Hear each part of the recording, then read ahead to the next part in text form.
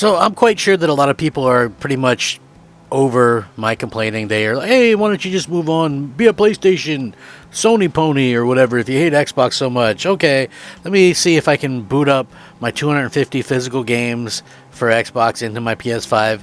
Oh wait, that doesn't work. Let me see if I can boot up my 1400 plus digital games that I have installed on my Xbox Series X right now on my PS5. Wait, nope, that doesn't work either. So about $100,000 worth of games and content that will completely become useless on my Xbox after Microsoft continues to tank their own consoles. Now, this is another instance where, you sort of question this. People go, well, Xbox isn't really all that bad. Listen, I used to think that too. And Phil Spencer might be a good guy. I don't know.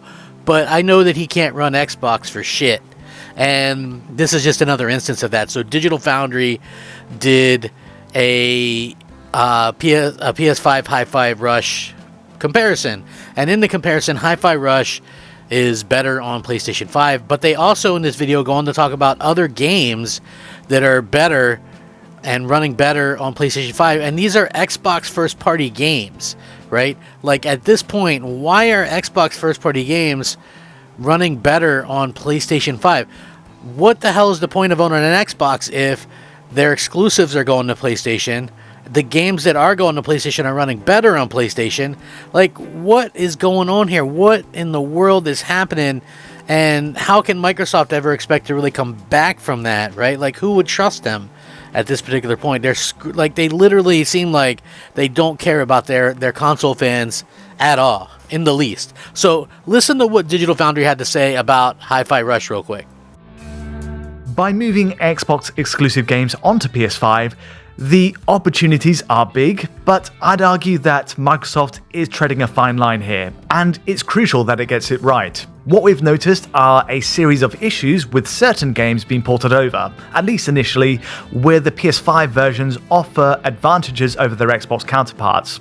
The extent of these advantages varies from game to game, from the irrelevant to the curious to something a bit more worrying. And I think the point we want to make here is that when the idea of Xbox going multi-platform is so contentious, arguably they should be doing a better job.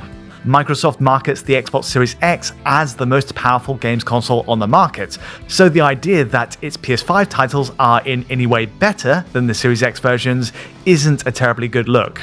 So listen, I mean, I really, really, really hate to harp on this stuff and keep harping on it, but this isn't a small deal. We were sold the most powerful console in history, the most powerful Xbox ever, and their own games are performing better on PlayStation 5. What does that say? I mean, and I've said this in my other video, how in the world did we go from a point where Xbox was the place to play multiplats and everything else to Xbox has turned into the absolute worst place to play a lot of these games, like it doesn't make sense to me. And then, you look at it, this video continues to go on about other games that are still problems, like Ghostwire Tokyo. That game still performs better on PlayStation. Pentiment. These games are still doing better on PlayStation. And how can this still be a thing? Like, people tell me that Xbox is, doing all this stuff to survive, and and listen, I understand. I got really angry before when Xbox had no games. The only reason why I bought a Series X was because they bought ZeniMax, right? I wasn't going to pre-order one. I was just going to go with the PS5 this gen, at least until there was some deals or some games on the Xbox side. But hey, they bought ZeniMax. They said, hey, deal is about getting exclusives where Game Pass exists. I knew Game Pass was never going to exist on PlayStation or Nintendo, so I thought, hey, you know what, why not go ahead and buy the Xbox?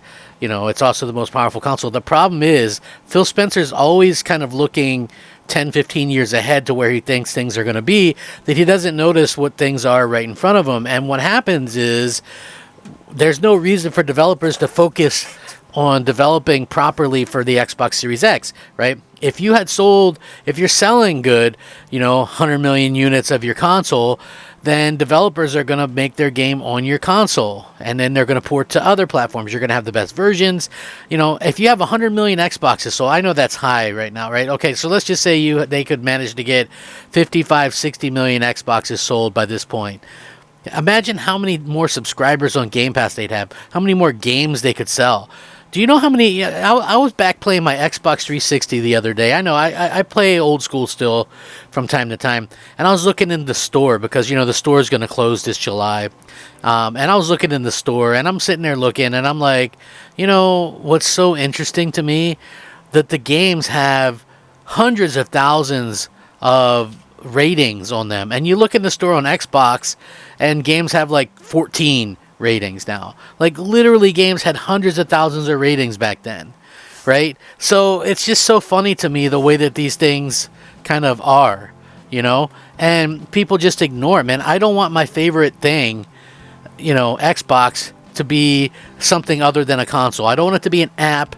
I don't want it to be a third-party publishing thing, right? Any dildo could have taken $100 billion and did that and made profit for Microsoft, and I will keep repeating that. Anybody could have done that. Phil Spencer was supposed to come in and save Xbox, the console, right? I don't care what you had to, if you couldn't, then spin it off, then spin it off. Like, it doesn't matter to me. This is not Xbox, right? This is 100% not Xbox. I don't care about playing a phone and taking a dump while playing Xbox. I want to play Xbox. You could do the other stuff.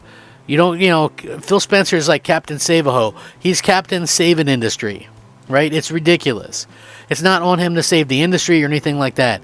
If you're selling a bunch of Xbox consoles, the rest will fall into place.